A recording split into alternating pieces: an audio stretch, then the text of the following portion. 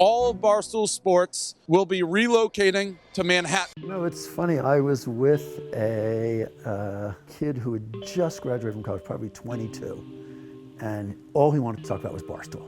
And he finally said, "Can I ask you one question? Can I ask, how did you feel about that big swinging?"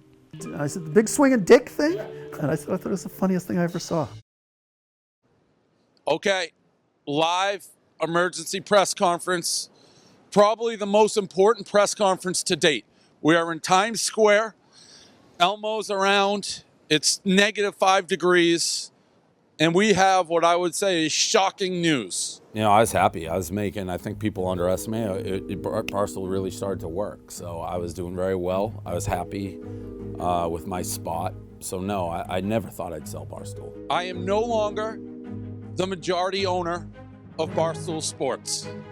We have taken investment from an investment company called Chernin Digital. Peter Chernin, big swinging dick at the cracker factory. It sort of shows you what a genius Dave is, because I believe completely spontaneous. Big swinging dick at the cracker factory is just sort of this stroke of weird genius. And it's the cracker factory part that makes it so weird and funny. 6 months of negotiation. They said, we're the guys. We're the people who are going to take this thing to the next level.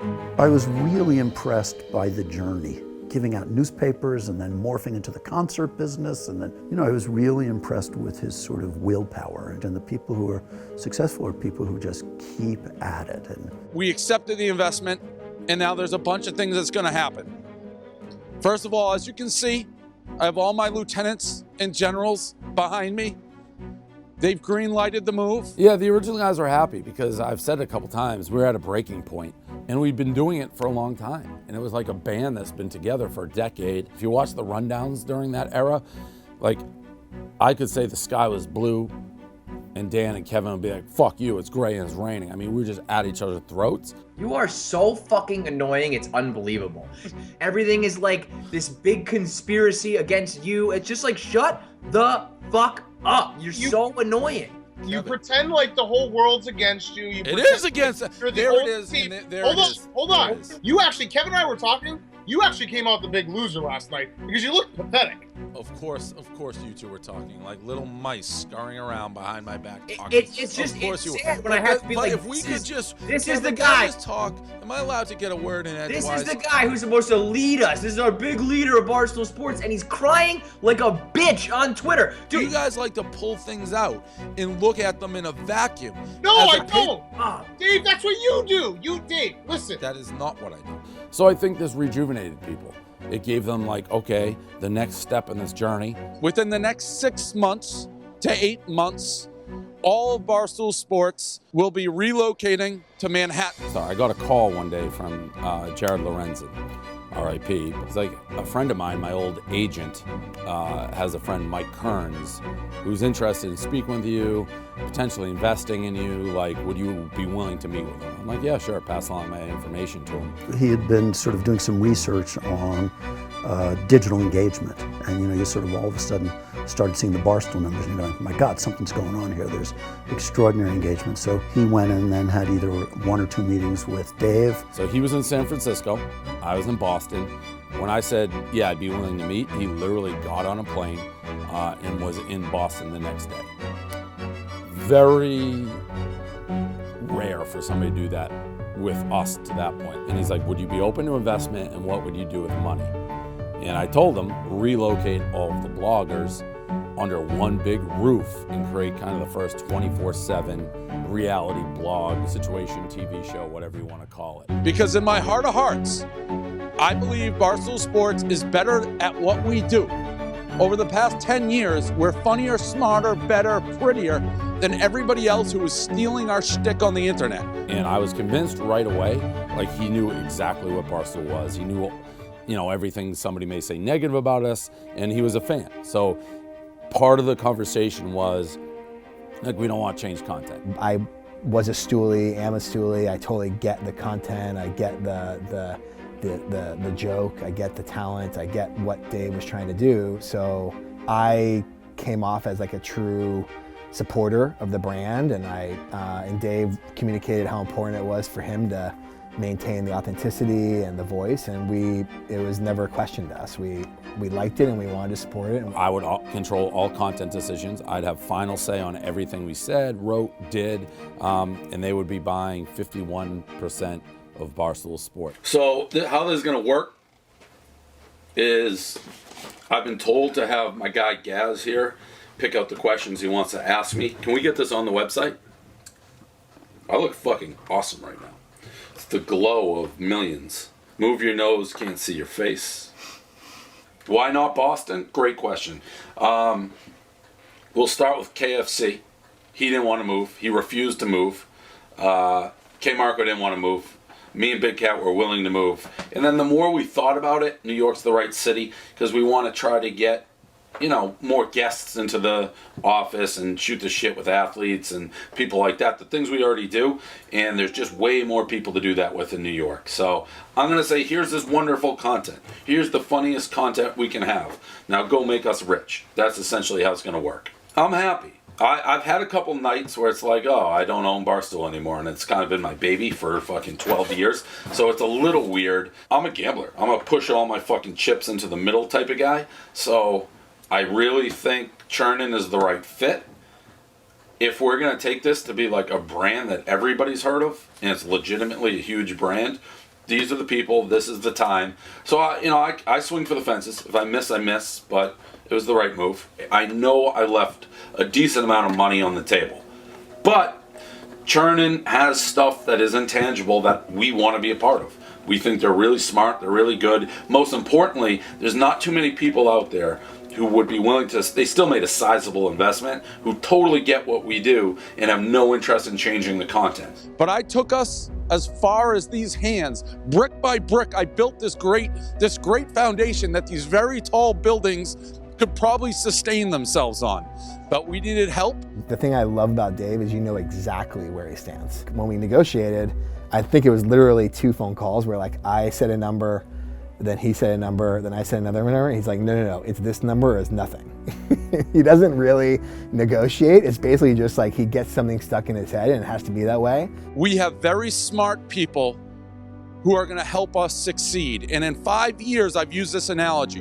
When you're a young comedian in the 80s and you graduate, right, you had to send your resume to SNL. 5 years, all these little kids, all these beautiful people, they're going to be sending there's only going to be one place to send the resume to, Barstool Sports. You're going to sports talk for attitude and fun, and I felt that Barstool had a huge opportunity in that. I guess I just felt it was a truly unique comedy brand.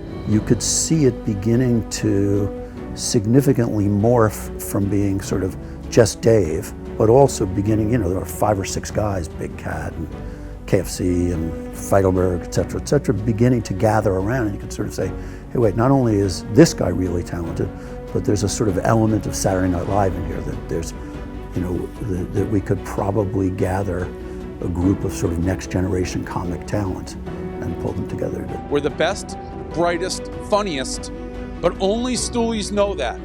We want to take it to the world. Yeah, when we invested in it, the company was pretty small, right, by any objective measurement, and had tons of potential. And our commitment was we're going to do everything we can to help see that potential. And Dave's commitment was he was going to come to New York and we're going to go after something much bigger. So I said, you know what? I can leave these guys to fend for themselves, or I can double, triple, quadruple down, work my ass off. Chapter 1 of the Barstool book that I have not written, but I will write, is over.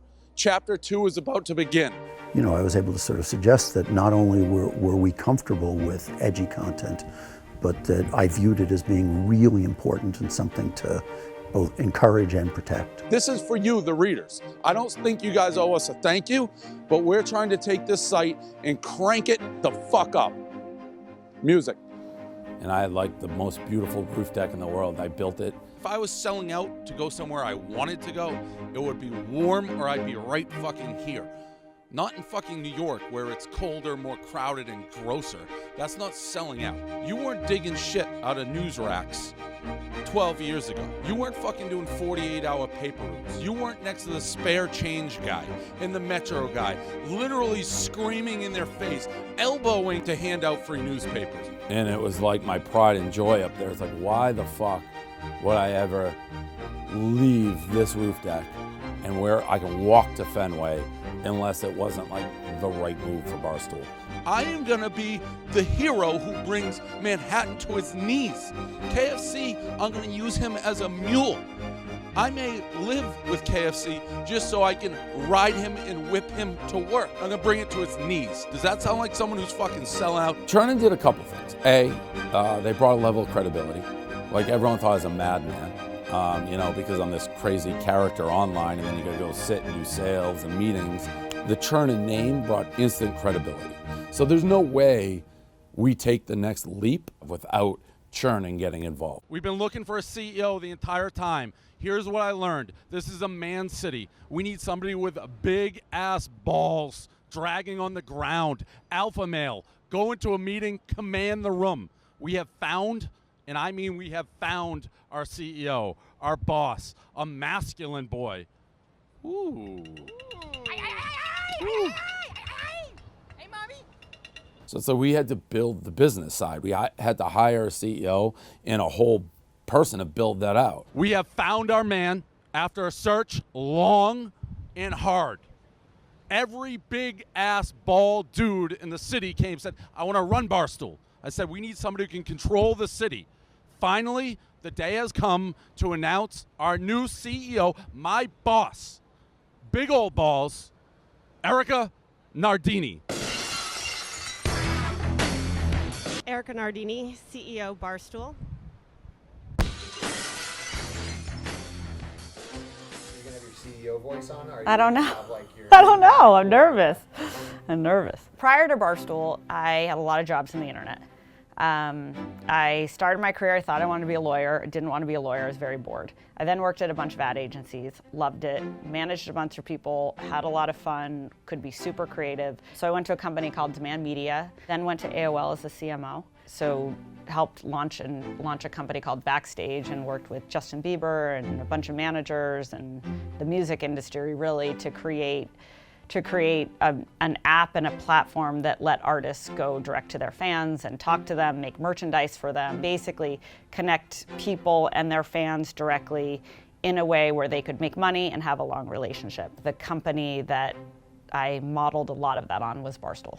Our fan is looking for an escape. They're looking for a laugh. They're looking to relate to people who are aspirational but also completely relatable and are into the same things that they're into. At Barstool, we're very, very close. We make a piece of content, we have a t-shirt or an item that goes with it, and we have a ton of conversation that surrounds it nearly simultaneously. And the job criteria was very simple, right? It was like three things. One, like you and Dave better be on the same page. Two, you got to be behind what Barstool is and where we want to go, right? And then three, it's got to be someone who knows obviously this industry and has unlimited upside. We're definitely going to bet on someone who was the best athlete versus someone who had the biggest resume or what have you. From my vantage point, keeping things close is incredibly important. Keeping things honest and not buying your bullshit and being critical, even when you win, being critical of how you won. I was at Backstage. I had a really rough week at Backstage. So Ariana Grande had a single going out, and I was trying to find a way to buy 5,000 CDs at Targets and Walmarts across the country and to get people to go buy physical CDs, which was bananas. And I was pissed. I just was like, this sucks. This is like so archaic. And I've worked at all these companies, I've done all these things. I'm out trying to make like a bus tour to go to Walmarts and Targets to buy CDs to like juice some numbers. And we had a meeting the next day with the Chernin group, and I was really amped up for it. They had had a really big reputation. I was nervous about it, so we're in Los Angeles, had the meeting, and it was like big boardroom with like a big table, and we just invested in this company you probably never heard of called Barstool Sports. And I was like, I've heard of Barstool Sports. I pulled out my phone and I pulled up the app, and I was like, this is the best brand you've like ever seen, and this is like the worst piece of shit app you like can imagine. But this is what's amazing about Barstool. And I talked about how, you know, I used to read Dave, and then I would buy the Free Brady t-shirts, and I thought Dave was so smart because the ad for the Free Brady t-shirt was at the bottom of the article, and like I left the meeting super jealous. Because I was like, they're looking for a white guy with an MBA who works in sports, and I was obviously none of those things. And I just was like, oh, I would like give anything to work for Barstool Sports. I was a fan of Dave since the beginning. When he started the paper, Barstool to me is what guys say, it's how they think, it's how they talk, it's what they love. And here was this guy who took a bet on himself and strived to build something, and I wanted to be a part of it. And she is a stoolie. So like, when I knew of Erica was very positive, Jesse had known her a little bit, we called her and said, hey, would you be interested in this? And then I remember sending Dave a text, and I think it was something along the lines of like, I think we just found the CEO before they even met. I remember literally where I was sitting, what I was wearing. I knew that I was like meant to have this job. And I think I met with like close to 70 people. It sucked every day, like 2 or 3 meetings, all males. All of them, hey, we want to change this, we'll do this different, we'll be in control. We didn't like any of them. Erica had a job, wasn't looking. I didn't even know who she was. We sat down, we talked, and we hit it off, we just clicked. Like, oh, I just want to meet Dave Portnoy. I was like, this guy is like fucking fascinating, and like, he could build like the biggest business ever, and like this brand could be so big, and this is a platform, and like, I just felt like Barstool was what everyone was chasing, but everybody made like all the wrong decisions along the way, and like Dave never did. And the fact that he kept people so interested, like, and I was like, I just know that we can make this thing into like something so awesome. We have a company of people who want to work here, who want to work hard, who, if they're on the talent and content side, they want to be famous, like who want to break through. Like, you can't break through. Yes, this place can lift you up a little bit, but you can't break through unless you have an incredible work ethic, unless you have a drive and you have something to say that resonates with. I felt right with Erica every time. She was just obviously clearly the one. She never was like, this is what you gotta do, that's what you gotta do.